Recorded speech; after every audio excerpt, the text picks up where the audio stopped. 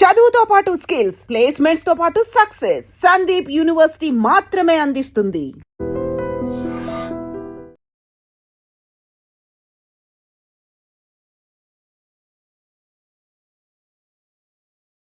ఇప్పుడు అనర్హత వేటుకు సంబంధించి మనం మాట్లాడుకుంటే గతంలోనే కడియం శ్రీహరి ఒక మాట అన్నారు.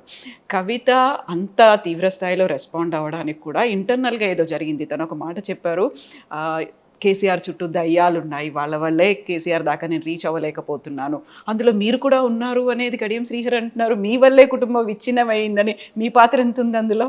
అతను ఒక ఊసరవెల్లి, ఒక ముసలి నక్క. అతను మాట్లాడే మాటలకి ఈ రోజున విలువ అనేది సున్నా. అతను మాట్లాడే ఒక వయస్సు మీరిన తర్వాత వయోభారంతో ఎక్కువ కూడా ఏంటంటే కొన్ని మతిమరుపు మాటలు, కొన్ని కావాలని చెప్పేసి అబద్ధపు మాటలు ఉండొచ్చు. కానీ అతనికి ఈ రోజున ఈ రాష్ట్ర రాజకీయాల్లో అతని విలువనే సున్నా అయినప్పుడు అతని మాటలను మనం పట్టించుకోవాల్సిన అవసరం లేదు. కేసీఆర్ కుటుంబం ఏం విచ్ఛిన్నం కాలేదు. కేసీఆర్ గారి కుటుంబం ఒక ముగ్గురు నలుగురికే కాదు, 60 లక్షల మంది బీఆర్ఎస్ పార్టీ సభ్యులు, 4 కోట్ల మంది తెలంగాణ సభ్యులు అందరు కలిస్తేనే కేసీఆర్ గారి కుటుంబం. కేసీఆర్ గారి కుటుంబంలో ఇంతవరకు నన్ను కేసీఆర్ గారు కానీ, శోభమ్మ కానీ, కేటీఆర్ గారు కానీ, ఈవెన్ కవిత గారు కానీ ఒక మాట నన్ను ఎప్పుడు కూడా ఎవరు అనలేదు. భవిష్యత్తులో కూడా అంటారని చెప్పి నేను అనుకోను. ఏమన్నా ఉన్నట్లయితే కేసీఆర్ గారి కీర్తి బాగా ఉన్నప్పుడు తన దగ్గర మేమందరం కూడా చాలా చిన్నవాళ్ళం. అది కంటిన్యూ కావడానికి మేము ప్రయత్నం చేసిన వాళ్ళం తప్ప ఇటువంటి ఊసర వెల్లులు ముసలి కొంత మమ్మల్ని దగ్గర తీయడం వారికి నచ్చని అంశం. మమ్మల్ని దగ్గర తీసినా కూడా మేము పనిచేసే వాళ్ళం తప్ప నీలాగా పదవులు మాత్రమే పొంది ఇవాళ ఆ విధంగా మాట్లాడడం అనేది వారికే తగు. కేసీఆర్ గారు వారికి ఏం తక్కువ చేసిందని ఎంపీ చేసిండు ఆయనను, ఆ తర్వాత డిప్యూటీ చీఫ్ మినిస్టర్ చేసిండ్రు, ఎమ్మెల్సీగా 2 సార్లు చేసిండ్రు, నీ కోరిక మేరకు ఎమ్మెల్యేని చేసిండు, ఆ తర్వాత మళ్ళీ నీ కూతురికి ఎంపీ టికెట్ ఇచ్చిండ్రు, నీకు కావాల్సిన ఇల్లు కట్టుకోవడానికి పైసలు ఇచ్చిండ్రు, మిగతా ఎక్కడెక్కడ పార్టీ ఎలక్షన్ అయితే డబ్బులు ఇచ్చిండ్రు. నిన్ను ఏ విధంగా నువ్వు ఏది అడిగినా కూడా నీకు అన్ని విధాలుగా చేసిండు కదా. ఇవాళ కేసీఆర్ క్షమాపణ చెప్పాలనే దశకు నువ్వు చేరినావంటే దేనికి క్షమాపణ చెప్పాలి? నీకు ఎమ్మెల్యే టికెట్ ఇచ్చినందుక, ఎమ్మెల్సీ టికెట్ ఇచ్చినందుక, డిప్యూటీ చీఫ్ మినిస్టర్ చేసినందుక, నిన్ను ఎమ్మెల్యేగా చివరిగా ఎమ్మెల్యే చేసినందుక, నిన్ను ఎక్కడ ఏది తక్కువ చేసిన? 2013లో మీరు పార్టీలోకి వచ్చిన తర్వాత 2023లో మీకు లాస్ట్ ఎమ్మెల్యే టికెట్ ఇచ్చి నీ కూతురికి ఎంపీ టికెట్ ఇచ్చి నీ కూతురికి ఎంపీ టికెట్కి అయ్యే ఖర్చు కూడా ఇచ్చిన తర్వాత ఇన్ని పదవులు అనుభవించి నువ్వే పెద్ద బ్రహ్మాండమైన నాయకుడు అని చెప్పేసి నువ్వు పాట పాడి ఇవాళ ఈ విధంగా మాట్లాడడం అనేది ఏ విధంగా కడియం శ్రీహరికి నైతికం? అందుకే ఆయన ఒక పెద్ద ఊసరవెల్లి. ఎన్టీ రామారావు గారిని మోసం చేసి చంద్రబాబు నాయుడు పంచం చేరండి, చంద్రబాబు నాయుడుని మోసం చేసి కేసీఆర్ దగ్గర చేరండి, కేసీఆర్ గారిని మోసం చేసి ఇవాళ రేవంత్ రెడ్డి దగ్గర చేరండి, రేవంత్ రెడ్డి మోసం చేసిన తర్వాత మళ్ళీ ఎవరి దగ్గర చేరుతారో చూడాలి. అప్పటి వరకు ఆయన వయసు అనుకూలిస్తే ఎక్కడ చేరుతారో చూడాలి.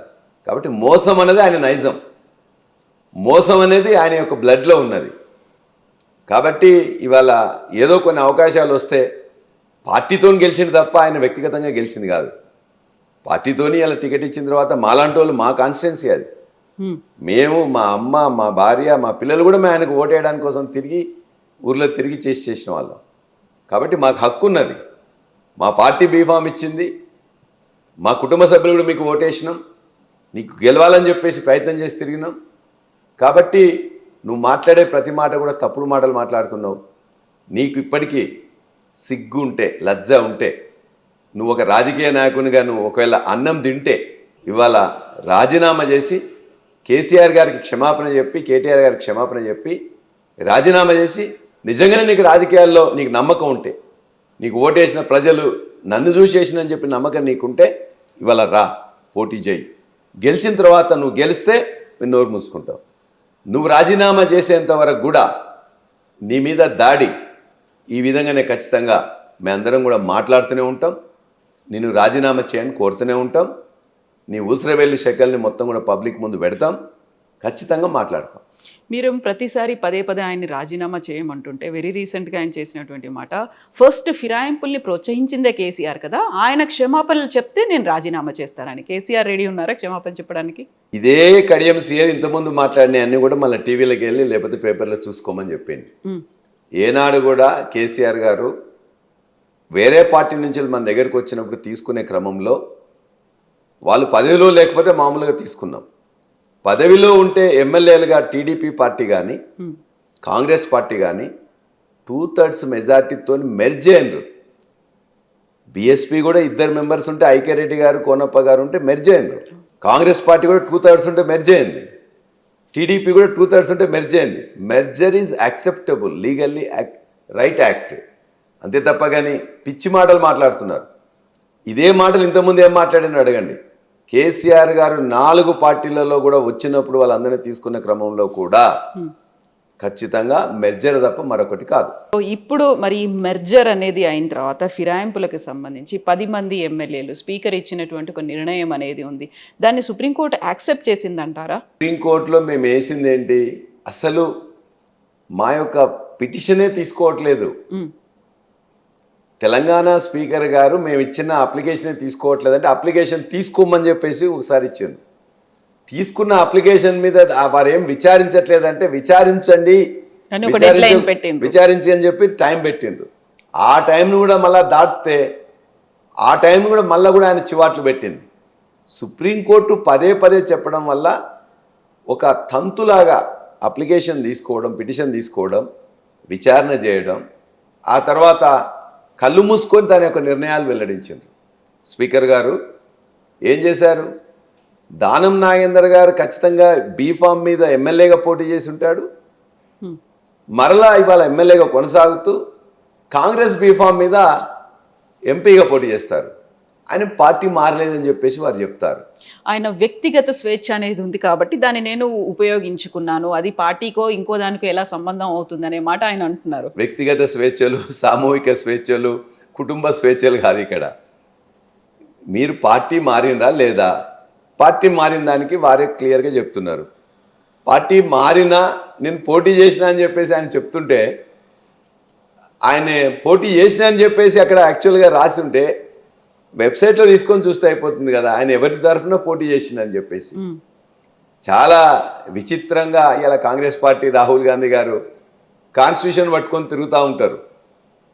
ఎందుకంటే బైబిల్ పట్టుకొని కొంతమంది ప్రీచింగ్ చేసేవాళ్ళు, మన ఊర్లలో నిలబడి ప్రీచింగ్ చేసేవాళ్ళు. వాళ్ళని ఎవరు కూడా పట్టించుకునే వాళ్ళు కాదు, ఏదో పాపం చెప్పుకుంటూ పోతుందని చెప్పేసి అనుకునేవాళ్ళు.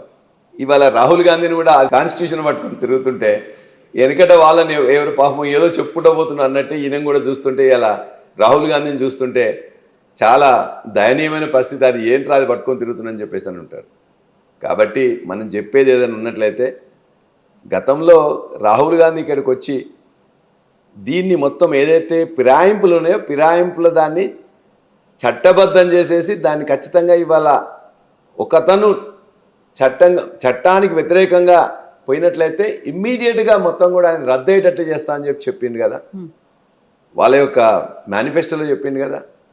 మరి ఏమైంది, నువ్వు చేస్తున్నది ఏంటి? ఇవాళ నువ్వు 10 మందిని నిర్లజ్జగా నిస్సిగ్గుగా తీసుకొని, ఇట్స్ నాట్ మెర్జర్, తీసుకొని వాళ్ళు ఒకటి మాట్లాడతాడు, అది 3 రంగుల జెండా కాదు, కండువా కాదు, అది దేవుని కండువా అంటాడు.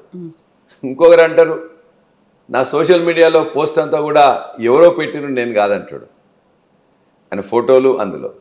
ఇంకొకతను అంటాడు ఇది ఏ చిత్రం నాది అని చెప్పి చెప్తాడు.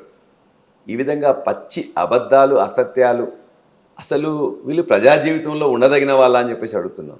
నిజంగానే నువ్వు ఒక పార్టీ మీద గెలిచిన తర్వాత పార్టీ మారుతున్నప్పుడు ఎందుకు మారుతున్నావో చెప్పు, మెర్జర్గా తీసుకుంటే తీసుకొని వెళ్ళు. ఒకవేళ నువ్వు చెప్పినప్పుడు రిజైన్ చేసి మళ్ళీ కొత్తగా పోటీ చేయి. కాబట్టి అది కడియం శ్రీయర్ అయినా దానం నాగేందర్ అయినా వారికి విలువలు లేవు. వారు చూసి ఊసర వెళ్ళి కూడా సిగ్గుపడుతుంది. కాబట్టి వారి గురించి అంత తక్కువ మాట్లాడుకుంటే ఇవాళ మిగతా తరాలకి ఏం చెప్పదలుచుకున్నారు? ప్రజలు ఏముంది ఎట్లయినా నాకు ఓటేస్తారు, నాకు ఇట్లా వేసింది. ఆయనకి వేయలేదు ఓటు, బీఆర్ఎస్ పార్టీకి కేసీఆర్ చూసి వేసిండు. ఇవాళ కూడా నీకు దమ్ముంటే, నీకు నిజంగా ధైర్యం ఉంటే, దమ్ముంటే, నువ్వు గెలుస్తావనే నమ్మకం ఉంటే రాజీనామా చేసి వెళ్ళండి. దానివల్ల ప్రభుత్వం మారేదేం లేదు కదా, ఎందుకు పోవట్లేదు? కాబట్టి వారు చెప్పే రాహుల్ గాంధీ చెప్పిన, రేవంత్ రెడ్డి గారు చెప్పిన, కడియం శ్రీహరి చెప్పిన, వీళ్ళందరూ చెప్పిన పచ్చి అబద్ధాలు. ఈ యొక్క ప్రజాస్వామ్యానికి తూట్లు పడుతున్నారు. వాళ్ళని ఖచ్చితంగా ప్రభుత్వం, ఈ కొత్తగా వచ్చే యువత, ఈ జెన్జీ అనేది ఉన్నారు, వాళ్ళందరినీ కూడా చూస్తున్నారు.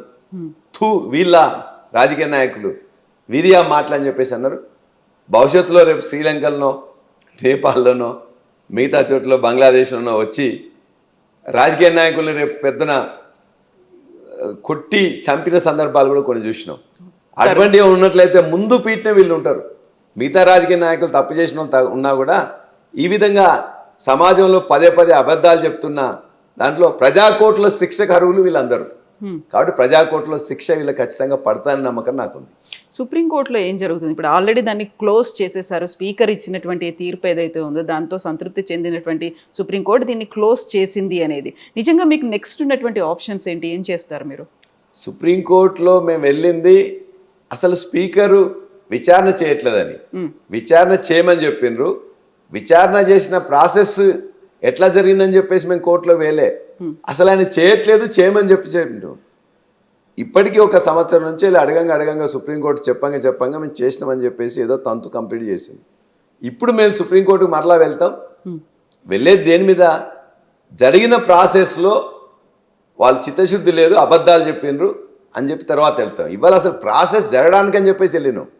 జరిగిన ప్రాసెస్ మీద మేము సుప్రీంకోర్టుకి వెళ్ళాల్సింది. నిన్న వెళ్ళింది కూడా ప్రాసెస్ అయిపోయిందని చెప్పారు. ఆ ప్రాసెస్ సరిగ్గా జరగలేదనేది మళ్ళీ మేము కోర్టుకు వెళ్తాం. ఆ కోర్టులో అప్పుడు మళ్ళీ బయటపడుతుంది. మళ్ళీ చాలా లెంతీ ప్రాసెస్ అవుతుంది కదా ఇవన్నీ కూడా. ఆల్రెడీ ఇప్పటికి 2 years కంప్లీట్ అయిపోయాయి. మిగిలింది హార్డ్లీ 2.5 years మాత్రమే ఉంది. మన దేశంలో చట్టాలలో ఉండే లొసుగుల్ని తీసుకొని కోర్టులు, అదేవిధంగా రాజకీయ పార్టీలు నైతికత లేకుండా ప్రవర్తించడం వల్ల ఈ విధంగా జరుగుతుంది. కాబట్టి దీనికి నిజంగానే చట్టం అనేది గట్టి చట్టం రావాలి.